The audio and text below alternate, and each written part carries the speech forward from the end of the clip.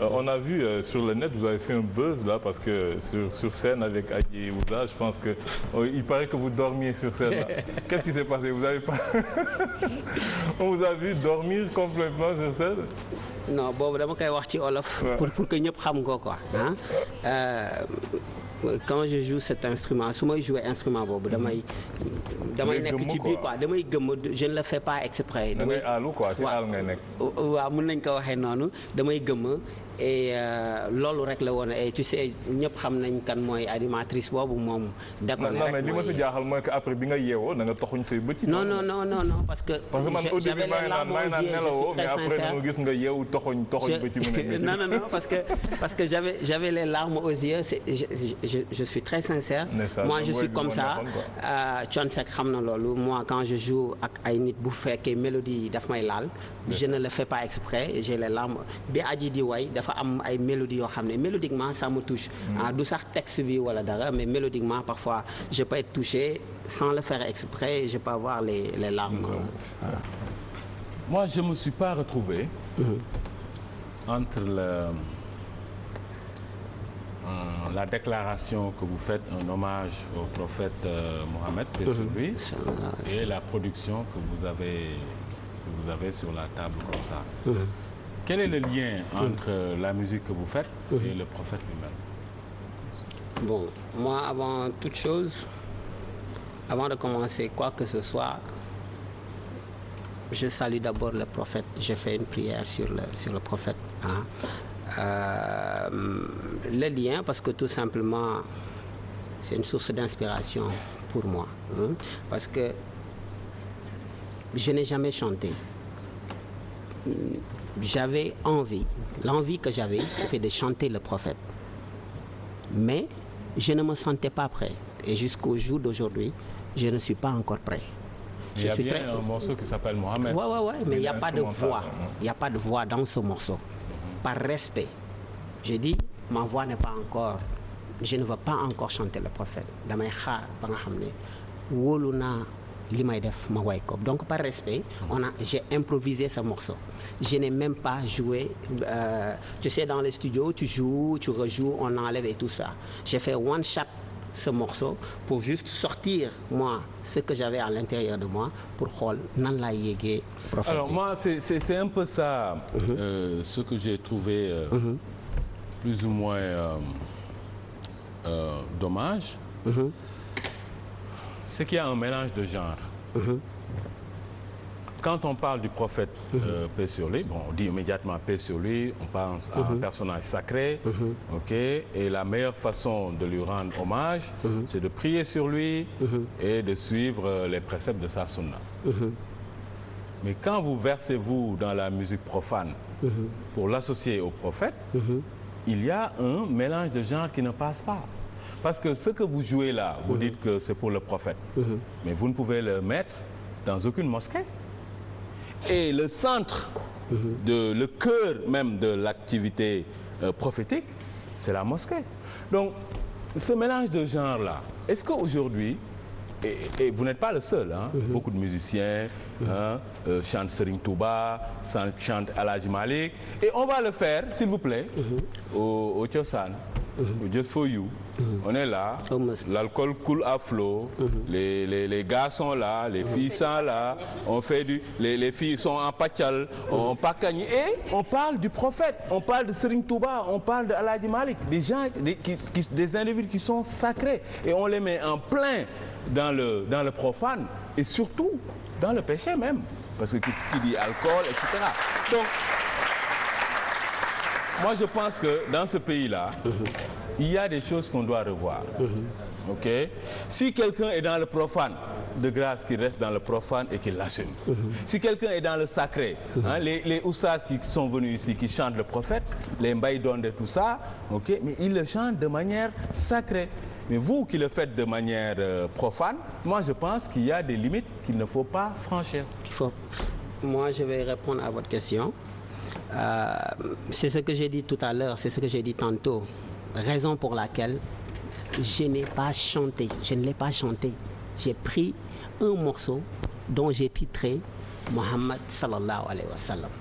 je n'ai pas chanté dans ce morceau. Est-ce que vous avez écouté oui, j'ai écouté, mais la musique n'est pas sacrée. C'est ça que je dis. La musique n'est pas là, elle n'est pas sacrée. Elle est sacrée. Ok. C'est-à-dire que vous pouvez jouer ça. La musique est sacrée. Vous pouvez mettre ça tout de suite. Oui, elle est sacrée. non, j'ai écouté. Mais maintenant, vous aviez dit que jamais vous n'alliez chanter. Ok.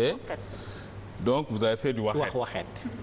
Et au Sénégal, ça ne passe pas. Et j'assume. Moi, j'assume. J'ai fait du waxet et j'ai dit j'assume. Quand Wade a fait ça, on l'a dégagé. Vous faites ça. Vous aujourd'hui, vous faites du waxet. Mais franchement, je ne vais pas vous cacher. Vous auriez dû tenir votre promesse. Pour 2 raisons. La première, c'est que vous revendiquez du prophète. Paix sur lui. C'est un hommage. C'est un hommage. Mais est-ce que je peux finir, Sokhna? Je dis, vous vous revendiquez, vous voulez dire, tout ce que vous faites, c'est un hommage au prophète, etc. Et celui qui se revendique du prophète doit savoir tenir ses promesses. Parce que le prophète, il tenait ses promesses et il a dit que c'est un indicateur d'hypocrisie que de ne pas tenir ses promesses. Non, arrête. Là, on va trop loin. Non, ça a dit. Je peux le justifier? Non, Tounkara. Je le justifie? Tounkara. Je vous dis que je peux le justifier. Tounkara, il faut dire. Mais je l'affirme, je le revendique et je le justifie. Non, attends, moi, ma question est la suivante. Est-ce que Tounkara a écouté le CD? Est-ce que Tounkara a lu? Oui, j'ai écouté. Tounkara, récitez-moi ce que j'ai écrit derrière le CD. Non, ne lisez pas. Ne lisez pas. Dites-moi ce que j'ai écrit derrière le CD. Non, ne lisez pas. Ne lisez pas. Rendre hommage au prophète, etc. Vous parlez de ça. Mais je ne vais pas retenir ça par cœur, mais je peux le lire. Rendre hommage au prophète est ma raison d'être en tant que musulman et ma source d'inspiration en tant qu'artiste. Ok? Son amour m'a toujours accompagné et protégé, puis cet album rend la pleine mesure de la passion que j'ai pour lui. Et celui qui a la passion du prophète, il tient promesse. Parce que, regardez, ça dépend des promesses, Tounkara. Non, Tounkara, il faut Tounkara, aujourd'hui, vous avez tout le monde compris. Si je ne vais jamais le faire. Si je dis oui. Et alors, si je dis je crois, non, ce n'est pas une promesse. Le Coran dit de tenir ses promesses. Tounkara, ce n'était pas une promesse. Ce n'est pas une promesse. Tu sais aussi, le Coran l'écoute. Le Coran a dit aussi que quand vous faites certaines erreurs. Non, même pas ça. C'est-à-dire en parlant de ce domaine-là, quand vous jurez que vous allez faire quelque chose de bien, et que vous n'allez plus faire quelque chose de bien et que vous vous retrouvez à le faire, il vous dit ce qu'il faut faire pour revenir sur ça. Pour expier. Pour expier. Ça, tu le sais bien, ne m'entraîne pas dans ce débat-là. Voilà, donc je ne t'entraîne pas. Dans aucun débat. Je dis juste au monsieur qu'il aurait dû tenir sa promesse de ne pas chanter. Voilà, non, mais la première raison. La première raison. Et la seconde raison. Bon, ça c'était ma première raison. Pour moi, en tant que quelqu'un qui rend hommage au prophète, vous deviez tenir votre promesse. Mais la deuxième raison. Mais il a le droit de rendre hommage. Non, il n'a pas ce droit. Il a le droit. Ok. Mais là, vous avez tout le monde contre vous. Mais grave, la deuxième raison, c'est que ce que vous chantez, honnêtement, je vais vous dire. Oui, soyez objectif. En toute honnêteté. Pour que cette émission nous ait une valeur. C'est ça. Soyons vraiment. Baba Amdi. Oui, monsieur honnêtement, Tounkara. Oui. Ce que vous chantez là, vous auriez dû, sincèrement, et je le dis en toute honnêteté et en toute sincérité, vous auriez dû vraiment vous contenter de respecter vos promesses. Pourquoi? Mais quoi? Vos promesses. De ne pas le faire. Pourquoi? Non, regarde, je vais dire. Le monsieur, il chante Life, my son, Never say never, stress, tout ça. Trust me, sister, mother, Africa. Ok? Love of my life, stay cool, father. Moi, je dis, en vous entendant, je dis, mais le monsieur là, il parle de quoi? Ok? Je l'écoute, je dis, mais la voix du monsieur là, mais le monsieur là, pourquoi il n'a pas respecté sa promesse? Donc toi, tu veux dire qu'il chante mal, quoi? Non, il n'ose pas dire ça. Sinon, pourquoi pas? Non, sinon, ma xamne émission yi fi def yeb da ngay saboter. Il faut être objectif. Non, mais c'est une question d'appréciation. Goût et couleur. Goût et couleur de ce Vous avez raison. C'était juste pour détendre. Me dire ça. Non, moi, je trouve que non, vous avez raison. Vraiment, bon, il essaie de ressembler à Bob Marley, tout ça, c'est toi qui le dis. Moi, je trouve mais où sont les rastas? Non, mais moi, je trouve qu'il ne ressemble pas à Bob Marley. Mais où sont les rastas? Et que ça ressemble un peu à un peu rien, parce que quelque part, le monsieur, en toute logique, il aurait dû tenir sa promesse. Faire ses compositions, être en back office, etc. Mais pour ce qui est de la chanson, parce que moi, toi tu dis reggae, mais moi je vois beaucoup plus world music. Ok. Tu as écouté le deuxième album? Oui, j'ai écouté. Non, mais c'est tout. J'ai écouté. Non, Never Say Never, là, il y a des sonorités rock. Oui, ça vraiment, c'est des... Parce que moi, la guitare solo est vraiment un rock. Attends, ça, tu vois aujourd'hui... Non, c'est que mon la scène problème, internationale. excuse-moi de vous couper. J'ai pas fini. vas-y. Non, je donne la parole. Ok, vas-y. Pas sur la scène internationale, parce que les Sénégalais n'entendent pas ce que tu dis là. 95% des Sénégalais ne parlent pas anglais. Ils sont en train d'apprendre. Nos mamans, nos Ils sont en train papas. d'apprendre. Je vous rappelle que 70%, les Sénégalais qui habitent, 70% des Sénégalais sont des ruraux. Ceux-là ne vont jamais comprendre Ils ce sont que vous venus dites à là. Dakar. Ok. Maintenant, Baba Amdi, Oui. est-ce que ce n'est pas plus sage pour vous De chanter Wolof. de respecter votre promesse? On laisse conclure parce que c'est un peu la fin de l'émission. Vas-y. Maintenant, moi je voudrais juste que Limo Tunkara di wax, vous m'excusez, je voudrais bien utiliser la langue de Kocc Barma parce que là je m'adresse à la masse. C'est important pour moi. D'ailleurs, les hommes politiques font cette erreur énormément. Ils n'arrêtent pas de parler. Te nit ñi duñu leen comprendre. Ce serait bien parfois ñëpp mën a comprendre. Moi doon na ma neex trop quoi bu fekkoon ne débat bi sérieux na quoi xam nga ñu waxtaan nga ne ma bon est-ce que lu tax tenir promesse je réponds à cette question nga wax ma leneen ci album bi mais aujourd'hui j'ai appelé bi ma def conférence de presse j'ai appelé toute la presse et tous les grands musiciens de ce pays. Je veux citer les Vieux Mac Faye, Lamine Faye, les chanteurs, les producteurs et toute la presse écrite, télé et consorts. Je dis, je vais mettre ce CD, vous allez écouter. Bu fekkee ne da ngeen gis que ne dama war a toog tout le temps composer artistes yi ma doon composer jouer le jazz et tout ça. Vous me dites tout de suite, je vais mettre ça et je serai très honnête. Tey ma bàyyi. Donc je vais le mettre ngeen déglu. Bu ngeen d'accordé ma continuer bu ngeen d'accordul gars yi ne ma bon vous prenez ce risque et ça je l'ai fait devant 10 000 Tunkara ñoo xam ne ñoo gën a metti Tunkara. Des gens qui connaissent mieux que Tunkara. Raison pour laquelle il est resté sur ce même truc. Moi j'aimerais bien tey Tunkara tey dama bëggoon waxtaan bi vraiment ñu duggoon ci musique quoi mais nga taxaw rek ci affaire boobu. mais xam nga li non ba ma continuer non bu ma xaar mais parce que non tey moom du ma coupé ñu critiquer seen biir non bu ma xam nga tey doo ma tey yow ñooñu nga jël baaxul. waaw non mais laisse-moi terminer. parce que ñooñu duñu critiquer kenn. waaw non laisse-moi terminer. non comme Soxna Benga du critiquer benn écrivain parce que elle est écrivaine. Non attends. C'est-à-dire que ñooñu dama leen teg et puis il faut qu'on arrête ak way anglais ak olof xam nga lu tax yow yaa ko wax sànq ca njëlbeen non moom moo ko wax ci njëlbeen moom il a parlé du développement de ce pays et tout ça mais ce monde là on écoute des musiques je veux dire mais ce monde là je veux dire ce monde là yow yaa musique chinoise soxna loolu ngay déglu am na Baba Amdi ne te laisse pas perturber. Mais soxna quand même. Mais Tunkara musique chinoise. Baba ne te laisse pas perturber. Mais soxna sabot. Mais là on s'écoute plus là. Yow ban musicien chinois ngay déglu. Mais on s'écoute plus là Tunkara. Mais Tunkara vous avez monopolisé la parole et vous ne me laissez pas parler. Mais on te laisse parler. Il faut pas l'écouter. Il faut dire ce que tu as dit. Parce que tu t'adresses aux Sénégalais, tu t'adresses au monde entier. Non, et puis aussi pour mu xam. Parce que mais bu dee Tunkara rek nga bëgg mu déglu la, on n'est pas sorti de l'auberge. Il faut parler parce que tu as la parole. moom aujourd'hui doon na dimbali Sénégalais yi et la génération future. Ne leen n'écoutez pas ces politiciens comme il le disait tout à l'heure. Ces politiciens essaient juste de vous manipuler, à vous séduire avec de belles phrases, costumes, machin.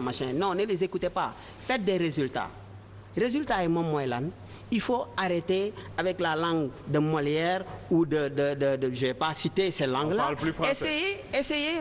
Essayez de communiquer avec le monde. C'est comme l'Internet.